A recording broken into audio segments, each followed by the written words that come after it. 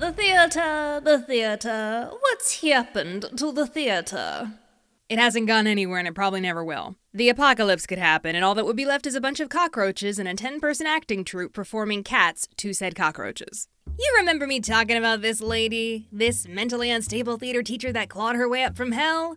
Well, guess what? I ain't done exploiting the memory of her yet. This is what you get for traumatizing me in my vulnerable formative years, snake face. Whether I like to admit it or not, I did learn some things about theater from Medusa. Some good, some bad, and some random things that I swear she made up because I have not found any evidence of them existing anywhere else. I put forth the following to you, dear explainers. The 4 character spheres. Vacant head sphere, intellectual head sphere, heart sphere, and will sphere. With their powers combined, they make up a school of magic and constantly flex on each other. Am I reading the right notes here? For real though, according to my theater teacher, all people and characters fall under one of these 4 categories based entirely on body language. She sold this as a legit way of character acting. Yeah, so I'm cashing in on this lady's weird theories and putting the question out to you. Which character sphere are you? Click the link to take our quiz. Don't, there's no link. All right, let's begin. Excuse me, where did I put that reel? Here we are. The differences between the spheres are based entirely on 4 types of body language: the walk, eye contact, sitting, and hand gestures. See if any of these feel familiar. We'll start with the twins, vacant head sphere and intellectual head sphere. Now, I remember my teacher was adamant we understood that these spheres have nothing to do with intelligence. A character could be a vacant head sphere and still be a genius. And I'm not just saying that because some of these traits apply to me. Now then, when a vacant head sphere walks, they tend to lead with their head. They also tend to walk with a purpose, even if they don't have anywhere to be. Walking, gotta walk, gotta get there. Where is there? I don't remember. Wait! I'm just taking a stroll through the park. Gotta walk. They also tend to have a bounce in their step, so if they're wearing a ponytail, that thing swings like a 1930s big band. My references are not dated, they'll get it, they've all played Cuphead. Next up is eye contact, specifically while talking to someone. Vacant head spheres are a little funny this way. They have the ability to hold eye contact, but they just don't wanna. They're still listening, their brain is just multitasking. Right, so the surprise party for Emily is on Saturday. Don't tell Emily. There's a cat over there. I bet Emily would like a cat. I should steal that cat. When vacant head spheres sit, they tend to sit on the very edge of the seat. And when it comes to hand gestures, vacant head spheres use their hands when talking a lot. It's like their mouth is directly connected to their hands. If you kidnap a vacant head sphere and want to shut them up, just tie their hands to the floor. This is also one of those traits that is certified Rebecca.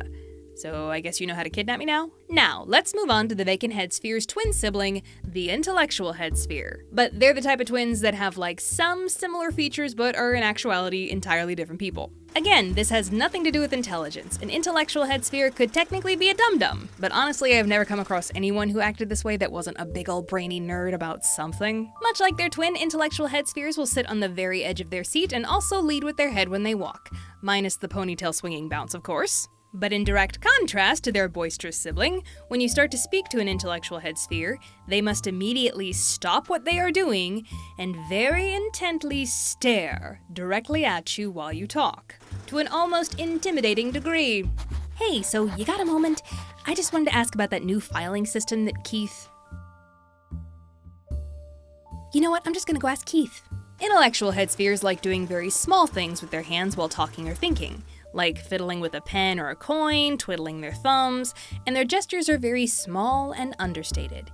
It just feels like this character sphere is the embodiment of the term mild-mannered, the librarian of the bunch. Stick 'em in an apartment with a vacant head sphere and you've got a mildly interesting sitcom on your hands. We'll be right back to Vacantly Intellectual after these messages.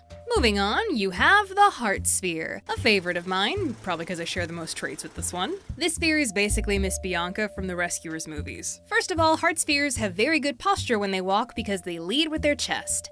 Guess you could say they follow their hearts? Aha, aha, aha, aha. Now when a heart sphere is talking to you, they maintain eye contact very well. But the key is their eyes react very empathetically with whatever it is you're saying, whether it's happy, sad, angry, what have you. You never second guess if a heart sphere is actually listening to you. Wow, the heart sphere is big on empathy. It's like a villain being named Reginald McEvilman. When it comes to a heart sphere's hand gestures, everything is centered around the heart, to a literal degree. They touch their chests a lot, that's what I'm saying. Like putting their hand to their heart, playing with their necklaces or their shirt collars, it could be one of these numbers. I may move my hands a lot when I'm talking, but boy howdy, when I am listening or thinking, no necklace is safe. Oh, to those of you watching who think this trait sounds familiar and you could possibly be a heart sphere, here's a little secret for you. Fidget necklaces are an actual thing that you can buy. This sphere is also the only sphere that sits in a chair like a normal person. They don't sit on the edge, their butt is perfectly where it needs to be, taking up the correct amount of space for a humanoid. None of this, none of this, none of this, just butt satisfyingly placed in chair. Excellent form, darling. Now we get to the will sphere. I used to think of this one as the cowboy sphere until I got corrected the other day. To start off, when a will sphere walks, they lead with their hips. They kind of have that cowboy swagger about them. I described this to a friend of mine recently, and he said, "Oh, like supermodels." Yeah, that checks out. Now I think of this as the strut sphere. The sphere of strut. The stratosphere! Okay, so will spheres don't really use their hands all that much when talking. They only gesture once or twice, but when they do, you gotta step back because it's always something big. Like they're laughing at something funny and they slap the table, or it's a get out of here hand gesture, or big finger guns. They expend all their gesture points in one go. They're like sands, they start off with their strongest attack. I don't know if this is intentional, but will spheres will maintain eye contact with you while talking like they're trying to assert dominance. This is another reason why I used to call them the cowboy sphere, because they stare at you like it's high noon and one of you is about to cash in your warranty. Supermodels do it too. That catwalk stare looks like you murdered their family and now they're gonna remove your vital organs through your ears. Legend says that when a will sphere and an intellectual head sphere have a staring competition, it never ends. Ever. And last but not least, if you have ever known someone in your life that regularly claims an entire couch for themselves, they were probably a will sphere. They don't just sit in the seat, they take up the seat. Just think of Julian sitting in Jenna's terrible jean chair. Heart sphere, will sphere, heart sphere, will sphere. The person could be 4'10", 105 pounds, and somehow they can magically take up every inch of a sofa. Hello, my name is Rebecca. I am a couch stealer. No, I will not move my legs so you can sit down. I claim this furniture in the name of Param. You can sit in the lava. As you can probably tell just by the fact that I have already claimed traits from every single one of these spheres, not everyone perfectly fits into one of these categories, and my theater teacher's logic was incredibly flawed. It's like humans are complex or something. Obviously, this is all just for the yucks, just some good old-fashioned Tommy rot what. Don't take any of it too seriously. But go ahead and let me know in the comments below if you actually do fit perfectly into one of these spheres, or if you're a big old mishmash like me. And subscribe while you're at it. I see all of you watching without subscribing, especially you, Blake. Thank you so much for tuning in, but now I gotta tune out. Bye!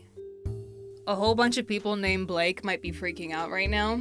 I could dopamine rush people's brains just by shouting out things specific to them. This is how I use my power! Shout out to the city of Columbus, Ohio, the state of New Hampshire, all of Norway, everyone 46 years old, and anyone whose birthday is November 8th. You are all awesome unless you're not.